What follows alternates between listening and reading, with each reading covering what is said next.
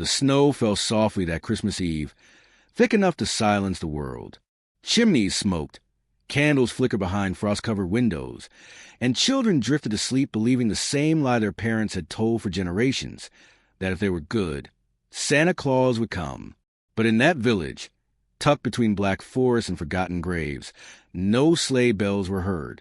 Midnight arrived without magic. No laughter on the roof. No hooves in the sky. Only a sudden cold that crept through the walls, crawling across floors like a living thing. Dogs whimpered and hid. The church bells refused to ring. And somewhere beyond the tree lean, a shadow moved against the snow, tall, deliberate, eternal. Dracula had chosen Christmas for a reason. He stood on the rooftops, cloak merging with the night, eyes glowing like dying embers. He watched the homes below, counting breaths, listening to heartbeats wrapped in innocence. He did not hurry. This night belonged to him, just as it had centuries ago, before the villagers learned to pray louder than they remembered. Inside one small house, a child lay awake, clutching a wooden toy, waiting for footsteps that would never come. Then the air changed, the fire dimmed, and from the corner of the room, a voice whispered softly, not a growl, not a scream, but a promise spoken with ancient patience. Santa never came that night, but Dracula did, and by morning, the snow would hide everything. The village of Black Hollow had learned long ago to fear the forest, but on Christmas Eve, fear was something people tried to forget. Lanterns glowed warmly along the narrow streets, their light reflecting off untouched snow. Reeds hung on doors, handmade and imperfect. Inside the houses, families gathered close, telling stories, sharing thin meals, pretending that joy could still survive in a place where winter lasted too long and graves outnumber cradles. Parents repeated the old ritual with tired smiles. Sleep early, they told their children. Santa only comes if you're dreaming. Yet behind those smiles lived something else, a tension passed down through generations.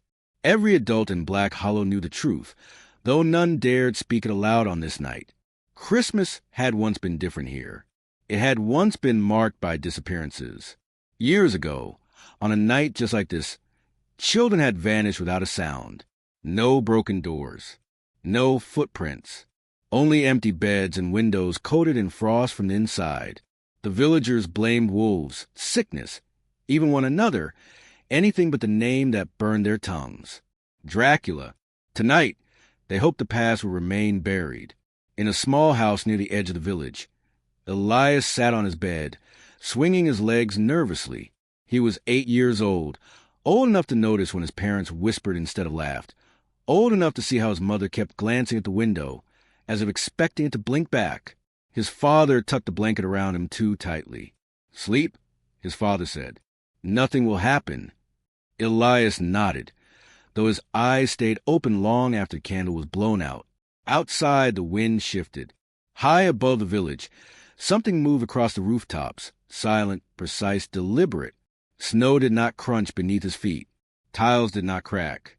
Dracula walked as if the world itself had agreed not to betray him. He paused atop the church roof, staring down at Black Hollow. The steeple's cross cast a thin shadow across the snow, one that stopped short of his boots. He smiled faintly. "Still pretending," he murmured. Dracula had watched this village for centuries. He had seen it born, burned, rebuilt. He had taken from it before, always carefully, always sparingly. Fear aged better than slaughter, and fear ripened sweetest when mixed with hope. That was why he came on Christmas. He inhaled deeply, tasting the night. Beneath the smoke and pine, he sensed them, the children. Their dreams glowed to him like candles in the dark. Each heartbeat a small, frantic drum. Dracula stepped from the roof and vanished into shadow. At the same moment, Elias felt it. The room grew colder, though the fire still burned in the next room. The air pressed against his ears, thick and wrong. He pulled the blanket to his chin, telling himself it was just the wind, just the house settling. Then he heard it, a sound above him. Not footsteps, not claws. Something softer, fabric brushing against stone. Elias squeezed his eyes shut. Across the village, other children stirred. A girl woke from a dream where snow fell inside her room.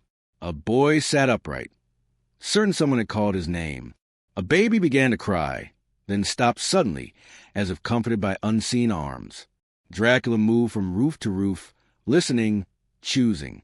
He stopped above Elias's house. Below him, the child lay awake. Dracula could feel it, the tension, the awareness. Children who sensed him were always more interesting, more flavorful, in ways that had nothing to do with blood. Slowly, Dracula knelt and placed his hand on the roof. The wood beneath his palm frosted instantly. Inside, Elias felt a pressure on his chest, as if the house itself were holding its breath. He dared to open his eyes. The window was darker than it should have been. The moonlight no longer reached it. Then a shadow passed across the glass. Elias whimpered, pressing his face into the pillow. He told himself not to look. He told himself Santa was real. He told himself his parents would hear something if anything was wrong. But Dracula did not break windows. He waited. Minutes passed. The village slept uneasily. Snow continued to fall, covering rooftops, erasing tracks that never existed. Dracula straightened, decision made. "Soon," he whispered to the night. "Not yet." He stepped back into the darkness, leaving only cold behind. Elias did not know why, but as sleep finally claimed him, he understood one thing with terrifying certainty. This Christmas was only the beginning. Morning came to Black Hollow wrapped in false peace. Snow lay thick and unbroken across the village, glowing pale beneath a gray winter sky. Doors opened cautiously. Smoke rose from chimneys. Bells rang from the church tower, slow and heavy, calling people to Christmas morning prayers. For a brief moment, the villagers allowed themselves to believe the night had passed without incident. Then the screaming began. It came from the eastern edge of the village, sharp and raw, cutting through the cold air like shattered glass. One scream became many. Doors slammed. Boots crushed snow as people ran toward the sound. Elias stood in his doorway, his coat half-buttoned, his mother gripping his shoulders so tightly it hurt. "Stay close," she whispered, though her voice trembled. They arrived at the house of the Merrow family, a small stone cottage with a red ribbon still hanging on the door. Inside, the air felt wrong, colder than outside, heavy with a silence that pressed against the ears. A child's bed stood empty. The blankets were neatly folded, untouched, as if no one had slept there at all. The window was closed, the door unbroken. No blood, no sign of struggle. Only one thing was different. Frost coated the floor in the shape of bare footprints. They began beside the bed and ended in the middle of the room. No trail led to the door. No marks touched the window. The footprints simply stopped. An old woman crossed herself repeatedly. "The stories were true," she whispered. "He's come back." The village elder, Father Ilias, shook his head too quickly. "This is panic," he said. "Children wander. Wolves." "Wolves don't leave Frost indoors," someone snapped. Elias stared at the footprints, his stomach twisting. They looked wrong, too long, too narrow, the toes shaped like they had never known shoes. He felt something stir in his memory. The cold, the shadow at the window. He said nothing. By noon, the village gathered in the church. Candles burned low despite the daylight, their flames trembling as if afraid. Parents clutched children to their chests. Some wept openly. Others stared forward, faces carved from stone. Father Ilias spoke prayers, but they fell flat, echoing uselessly against the walls. At the back of the church, the oldest villagers whispered to one another, voices thick with dread. "It always starts with one," said a man with shaking hands. "7 nights," murmured another. "And on Christmas," a third added. "Always on Christmas." Elias felt his mother stiffen. "What do they mean?" she asked sharply. No one answered her. That night, Black Hollow did not sleep. Parents barred doors with furniture, nailed shutters closed, and lit fires that burned until the wood ran out. Children were forbidden to leave their parents' sight. Even the dogs refused to bark, curling into corners and whining softly. Elias lay between his parents, eyes wide open. The house creaked as the temperature dropped. The fire sputtered, struggling against the cold. Somewhere, wind howled like a living thing. Then Elias heard it. A whisper, not loud, not threatening, just his name. Elias. His breath caught in his throat. The voice did not come from a room. It came from everywhere and nowhere at once, like a thought that did not belong to him. He squeezed his eyes shut. Elias. It came again, closer now.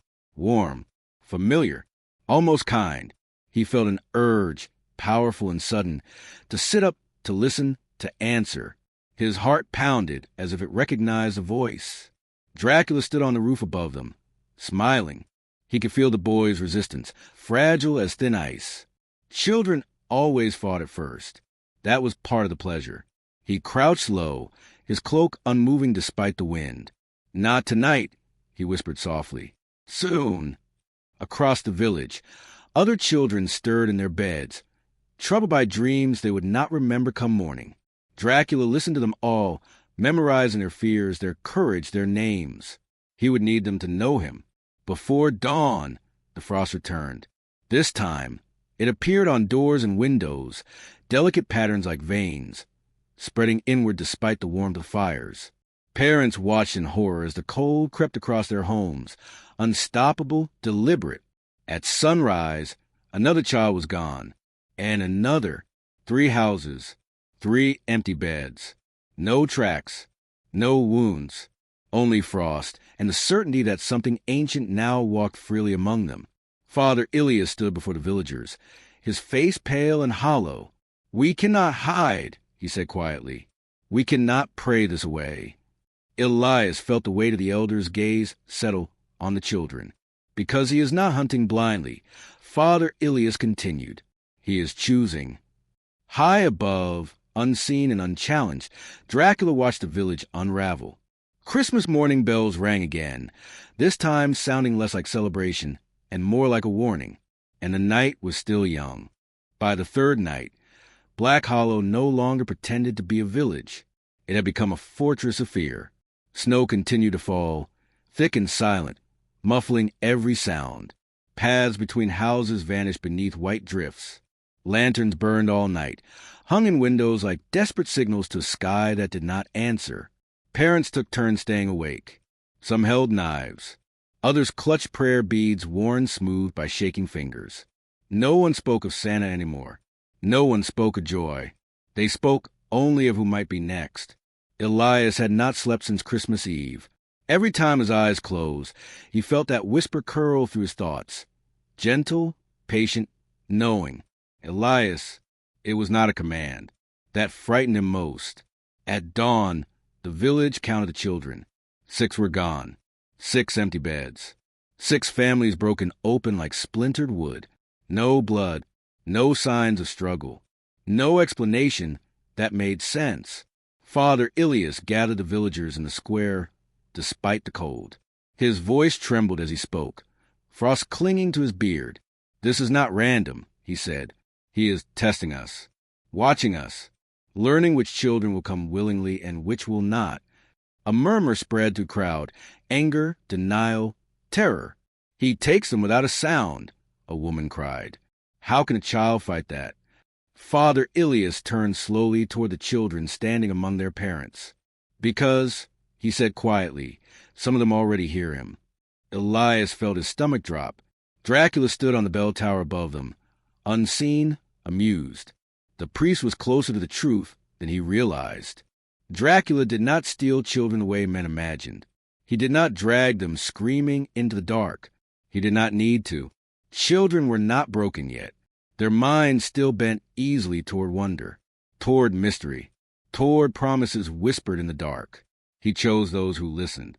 That night, Elias lay awake as usual. His parents slept fitfully beside him, exhaustion finally claiming them.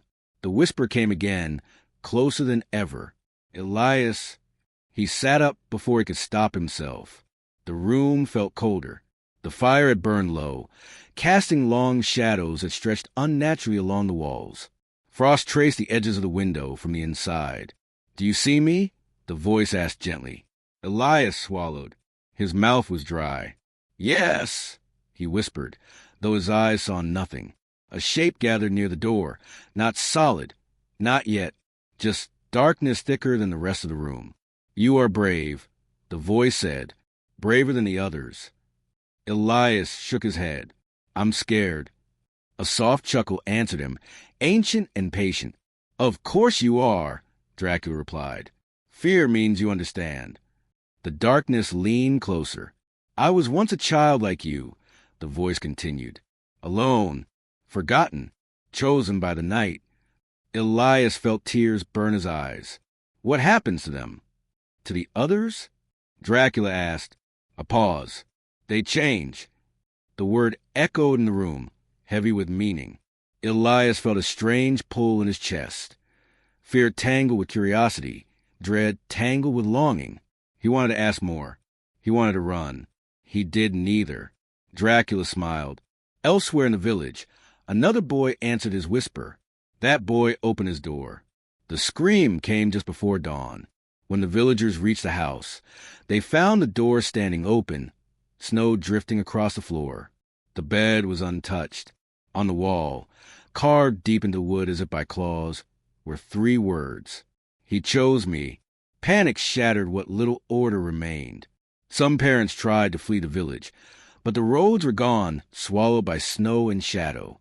Others barricaded themselves inside, praying louder, holding tighter. Father Ilias sought out Elias that afternoon. "You hear him," the priest said, not accusing, pleading. Elias could not deny it. "Then you must fight him," Father Ilias said, "because if you listen too long—" He did not finish the sentence. That night, Dracula did not whisper. He waited. From the forest's edge, he watched the children through frosted windows. He felt their fears sharpen, their dreams crack open. The choosing was nearly done. Soon, one child would follow him willingly. And when that happened, Black Hollow would lose far more than its children. It would lose its future. By the 4th night, even the church bells had gone silent. Father Ilias climbed the bell tower at dusk, pulling with all his strength on the frozen rope. But the bells refused to ring. Not a sound echoed across Black Hollow. It was as if the metal itself feared calling attention to the village. The priest crossed himself, his breath fogging the air. "He's here," he whispered.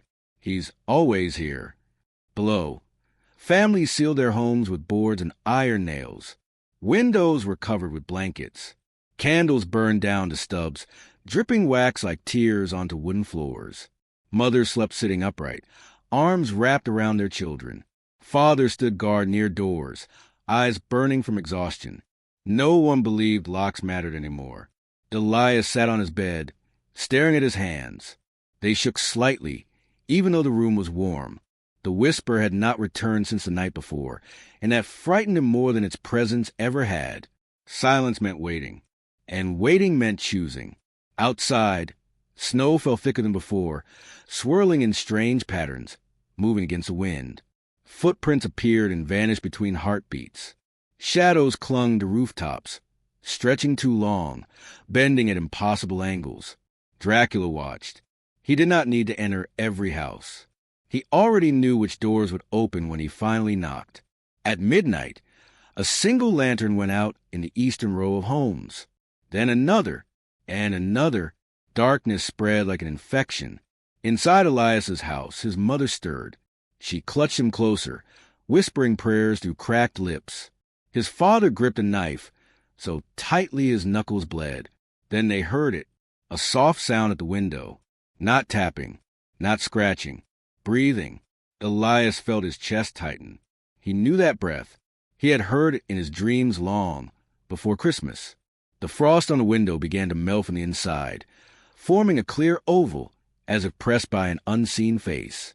"Do not look," his mother whispered. Elias looked anyway. 2 red eyes opened in the darkness beyond the glass. They were calm, curious, ancient. Dracula smiled. "Good evening." His voice slid into the room without opening his mouth. "I promised I would return." His father lunged forward, slashing at the air near the window. The eyes vanished. The breathing stopped. For a moment, hope dared to exist. Then a scream tore through the village. Not from their house. From the church. Father Ilias burst in the chapel, his lantern swinging wildly. The doors behind him slammed shut on their own, rattling the iron hinges. From inside, children's voices echoed, singing, soft, slow, wrong. Nursery rhymes twisted into something hollow and cold. Villagers ran toward the sound, but the snow rose knee-high in seconds, dragging at their legs like grasping hands. By the time they reached the church doors, the singing had stopped. The doors creaked open. Inside, candles burned black instead of gold. The air smelled of frost and old stone. Small footprints marked the floor, leading toward the altar. But there were no children, only a message carved into the wood with inhuman precision. They came when called. A sudden wind blew through the church, extinguishing every flame. High above, on the beams beneath the roof, Dracula crouched like a living shadow, watching their terror bloom. He did not laugh. He did not need to. Back in his home, Elias felt the whisper return, not in his ears, but in his bones. "You see now," Dracula said, "they cannot protect you." Elias's mother sobbed softly. His father's knife clattered to the floor. "They will try to lock you away," Dracula continued gently. "They will pray. They will lie to themselves." The room grew colder, but I will tell you the truth. The shadow stretched across the wall, tall and elegant, crowned by darkness. "You are already mine." Elias squeezed his eyes shut. "No," he whispered. Dracula stepped closer, unseen yet overwhelming. "Not yet," the voice agreed, "but soon." Outside, the church bell cracked down the middle with a deafening clang, splitting apart without ever ringing. The sound echoed across Black Hollow like a death sentence. That night, no one slept, and in the deepest part of the forest, Dracula prepared the final call, the one that would be answered. Morning arrived without light.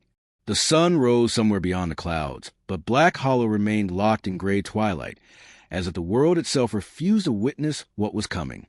Snow lay untouched in places where villagers had fled the night before, frozen mid-escape, abandoned footprints already erased. The church bell lay split in two in the courtyard, its broken halves half buried in ice. No one went near it. They all knew what it meant. Father Ilias had failed, and now the choosing would be finished. Elias sat at the table while his parents argued in whispers that grew sharper with fear. His mother wanted to hide him in the cellar. His father wanted to take him into the forest at first light, despite the cold, despite the legends. Elias listened silently. They were both wrong. Dracula had already been inside his thoughts. There was no place left to hide. "You don't understand," Elias finally said, his voice small but steady. His parents froze. "He's not taking everyone," Elias continued. "He's waiting for one." His mother stared at him as if seeing a stranger. "Elias, what are you saying?" Before he could answer, the wind rose outside, sudden and violent. Snow slammed against the windows. The house creaked and groaned, with straining like bones under pressure. Then came the knock. Not loud, not forceful. 3 gentle taps on the door. His parents screamed. Elias stood. The room felt unbearably cold now. Frost racing along the walls, crawling across the floor toward the door. Shadows bent inward, drawn to the same point. The knock came again. "Elias," Dracula called softly, his voice slipping through the cracks in the house. "It's time." His mother grabbed him, clutching him so tightly he could barely breathe. "No," she sobbed. "You're not taking him." The door did not open. It did not need to. The whisper filled the room instead. "I will not hurt them," Dracula said calmly. "But the village will suffer if you do not come." Elias felt the truth of it settle in his chest like ice.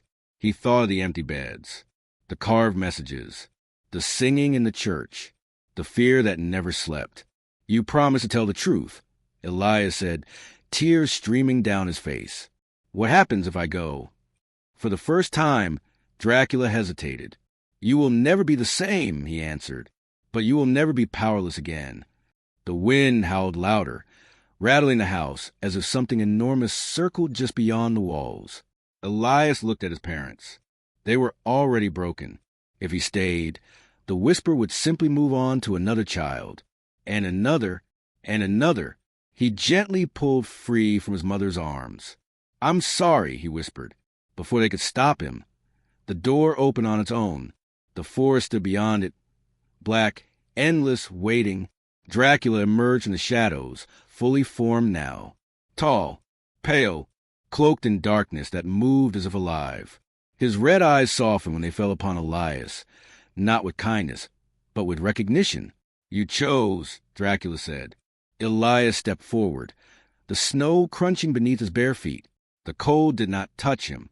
Behind him, his parents collapsed to the floor, their cries swallowed by the wind. As Elias crossed the threshold, the storm stopped. Snow froze in midair, then drifted gently to the ground, silent as ash. Dracula placed a hand on the boy's shoulder, cold, impossibly light. "Look back once," he said, "then never again." Elias turned. The house looked small, fragile, already fading. He nodded. Together, they walked into the forest. At the edge of the trees, Elias felt something inside him shift. Not pain, not fear, but something deeper. A door closing. Another opening. Behind them, Black Hollow exhaled for the first time in days. No whispers came that night. No children vanished. But deep in the woods, beneath twisted branches and ancient stone, Dracula smiled. The pact was complete, and the final price had yet to be paid. Spring never truly came to Black Hollow. The snow melted, yes, but slowly, reluctantly, as if the ground itself resisted remembering what lay beneath. When the last drifts finally disappeared, they revealed no graves, no bloodstains, no signs of struggle, only a village altered in ways that could not be named. The children stopped disappearing. That was what mattered most. Parents whispered their gratitude to God, to fate, to anything that would listen. They told themselves a nightmare had passed, that the stories would fade, that time would soften the edges of fear. But no one spoke Elias's name. Not aloud. Deep in the forest, beyond paths that no longer existed, the boy walked beside Dracula beneath a sky that never changed. Twilight lived there permanently. Neither day nor night, but something in between. Elias no longer felt cold. He no longer felt hunger. What he felt instead was awareness. The forest breathed. Trees leaned toward him as he passed. Shadows parted without command. The world responded quietly, respectfully. "You are listening now," Dracula said as they crossed a frozen stream without breaking its surface. "I hear everything," Elias replied. It frightened him how natural it felt. Dracula stopped before a ruined stone structure swallowed by vines and age. An old chapel, older than the village, older than names. "This is where the whispers began," Dracula said, "and where they end." Inside, candles burned without flame. Mirrors lined the walls, not reflecting faces, but moments. Elias saw children laughing, crying, growing older. He saw Black Hollow across decades, across centuries. He saw himself. Older. Changed. "You promised they would be safe," Elias said quietly. "They are," Dracula answered, "because you chose." Elias turned to him. "And what happens to me?" Dracula studied the boy for a long moment. For the first time, something like regret crossed his ancient face. "You will become what the world needs," he said, "not what it wants." Time moved strangely after that. Elias learned the rules of the dark, how it listened, how it waited, how it fed not only on blood but on fear, loneliness, and silence. Dracula did not teach him cruelty. He taught him restraint. "Monsters are born when power forgets mercy," Dracula said. "Remember this." Years passed, or maybe moments. In Black Hollow, children grew older and had children of their own. The forest crept closer, but never crossed the final tree line. Snowstorms came and went without taking anyone with them. Sometimes on quiet nights, a child would pause by their window and feel watched. Not threatened. Watched. Protected. They would sleep soundly afterward, never knowing why. Father Ilias died believing he had failed. He was wrong. On the night Elias finally returned to the village, not as a boy, not as a man, but as something in between, no one saw him arrive. He stood at the edge of the square, hood drawn low, eyes reflecting candlelight. A child cried somewhere in the dark. Elias moved before fear could spread. The whisper reached the child's ear, but it was not Dracula's voice. It was Elias's. "Go back to sleep," he said gently. The crying stopped. From the forest, Dracula watched, pride and sorrow intertwined. "You have surpassed me," he said. Elias did not turn. "Then it's over." "For me," Dracula agreed. As dawn approached, the ancient vampire stepped back into the shadows, his presence thinning, dissolving like mist touched by light. "What will they call you?" Dracula asked softly. Elias considered the village, the homes, the children, the fragile future. "They won't," he said, "and that's the point." When the sun rose, it touched Black Hollow fully for the first time in years. Deep beneath the melting snow, old footprints vanished forever. But sometimes, on nights when winter returns too early, when silence grows heavy and shadows linger just a moment too long, children feel a presence watching from the edge of the dark. Not hungry, not cruel, waiting. And somewhere beyond the forest, the legend changes. They still speak of Dracula, but they never speak of the boy who chose the night. So others wouldn't have to, because the snow chose to forget him, and he chose to remember everyone else.